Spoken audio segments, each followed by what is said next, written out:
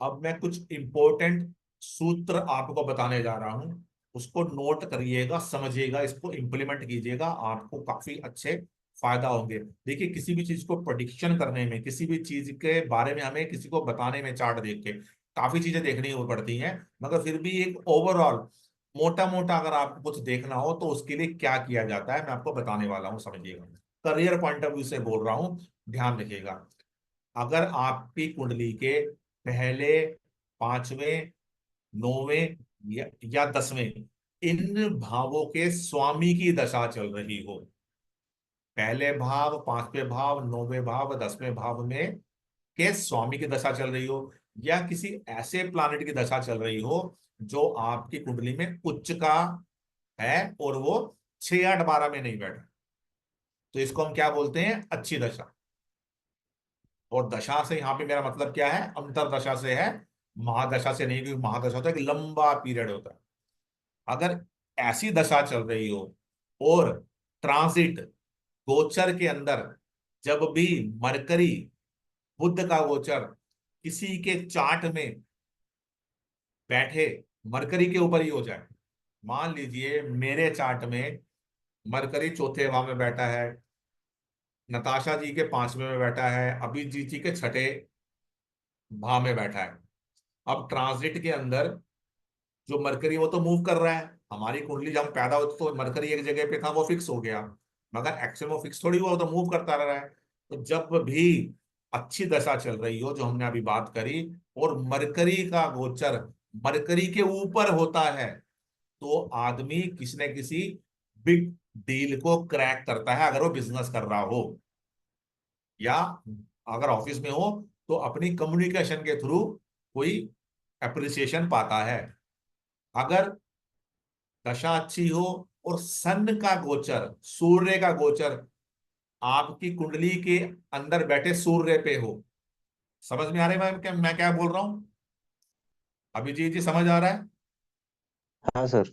हाँ, सिंपल। दशा अच्छी हो, सन का ट्रांजिट सन के ऊपर हो, तो जातक को मान सम्मान मिलता है, उसकी इज्जत होती है, कोई प्राइज मिलता है, कोई रिकॉग्नाइजेशन मिलती है, नेम फेम मिलता है।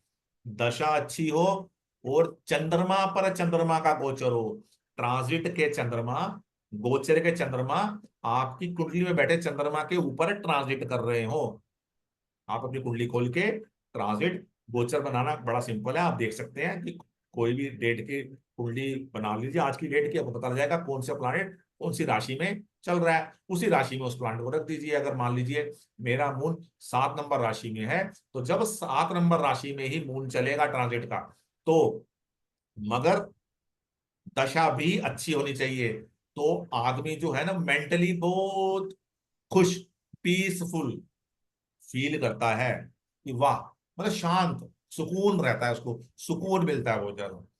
दशा अच्छी हो और मंगल पर मंगल का ट्रांजिट हो, तो आदमी हाई पॉजिटिव एनर्जी फील करता है, और कोई ऐसे काम को क्लोज करने की कोशिश करता है जो बहुत समय से पेंडिंग हो, तो कहता है आज तो मैं से खत्म कर ही दूंगा, जो मर्जी हो जाए। एनर्जी फील करता है, कुछ करने का मन करता है, जस्ट लेट्स डू दिस, मतलब आदमी एनर्जी हाई होती है, वो करता है, चाहे बिजनेस हो, जॉब हो, कुछ भी हो, कुछ करने का मन करता है उसको। दशा अच्छी हो और जुपिटर का ट्रांजिट आपकी कुंडली के जुपिटर पर हो, तो ऐसे समय में पर्सनल या प्रोफेशन के अंदर आपको कोई ना कोई अच्छी गुड न्यूज मिलती है, या तो प्रोफेशन में या फिर आपके परिवार में कोई ऐसी चीज जो काफी समय से नहीं आपको खुशी मिली होती, वो मिलती है आपको, खुशी न्यूज मिलती है कि यस, ये हो गया, ये हो रहा है। दशा अच्छी हो और वीनस, शुक्र का ट्रांजिट आपकी कुंडली के शुक्र के ऊपर हो, तो जो नेटिव है, जातक है, वो कैसा फील करता है? रोमांटिक, बहुत ज्यादा रोमांटिक फील करता है, और किसी लग्जरी सर्विस को लेते हैं कि या परचेज करने की उसकी कोशिश चलती है, या वो करता है, कोई लग्जरी से रिलेटेड कोई चीज परचेज करता है, वो सर्विस लेता है, कोई भी चीज हो सकती है। दशा अच्छी चल रही हो और शनि का ट्रांजिट आपकी कुंडली के अंदर बैठे शनि के ऊपर ही हो, जो शनि का ट्रांजिट शनि पे हो, तो ऐसे समय में जातक के करियर में कोई ना कोई बिग टर्न आता है, मेजर चेंज आता है, अच्छा या बुरा दोनों होने की पॉसिबिलिटी है।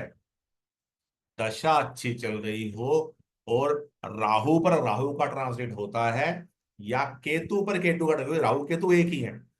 राहु केतु को नहीं देते हैं, क्योंकि केतु तो बेसिकली ना डिटैचमेंट का, उसका उसका किसी चीज से मतलब नहीं है, तो राहु का ट्रांजिट देते हैं।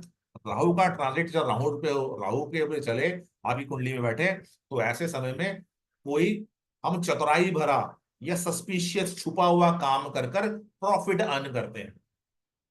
सिंपल सिंपल अपने ट्रांजिट देखते रहोगे, दशा के हिसाब से अच्छा है। मगर मान लो अब दशा बुरी चल रही हो, बुरी दशा के लिए हमने कौन सी बात करी है, 6 8 12 के स्वामी या 6 8 12 के बैठे ग्रहों की दशा हो, या फिर किसी ऐसे प्लैनेट की दशा चल रही हो जो आपकी कुंडली में नीच का हो।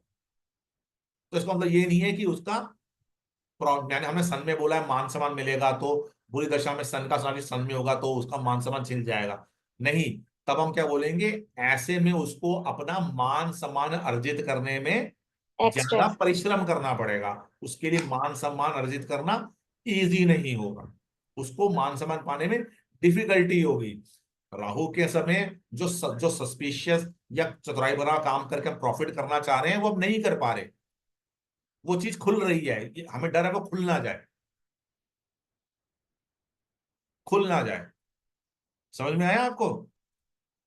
इन सब चीजों को ना सिंपल सा अपना ट्रांजिट बना के आप लगा के चेक कर सकते हो, देख सकते हो कि अभी क्या समय चल रहा है। जब बुरा समय चल रहा था तो क्या ट्रांजिट चला था। मान लो आपकी कुंडली में 10वें भाव का स्वामी मार्स है, वो 20 डिग्री का है, और जब ट्रांजिट का मार्स उस मार्स से ऊपर आए और एग्जैक्ट 20 डिग्री पे आ जाए, तो वो समय आपको आपके करियर में क्या होगा, या तो बड़ी फास्ट इमीडिएट एग्रेशन में कोई आप चीज डिसीजन लोगे, या आर्गुमेंटिव भी हो सकते हो, एनर्जेटिक भी हो सकते हो।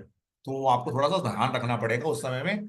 क्या है, जब सेम डिग्री हो रही हो, डिग्री सेम हो रही हो, तो वो ज्यादा इंपैक्ट डालता है हमारे ऊपर।